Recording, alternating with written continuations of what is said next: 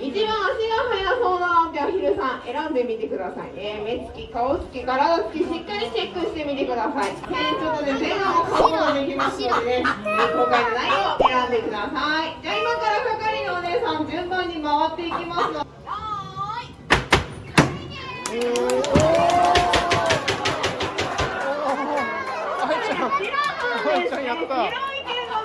やったね。2番人気のシロさん頑張ってくれました。外れてしまった方ごめんなさい。外れて青いバケツの中に入れておいてください。200円かシルさんの防犯剤として使わせてもらいます。はい、ありがとうございます。さあ次の競争1時15分から第2レースを行いますのでね、またよかったら挑戦してください。アヒルさんおめでとう。かわいいね。この固定ボート愛ちゃんで育てる。名前は？ピン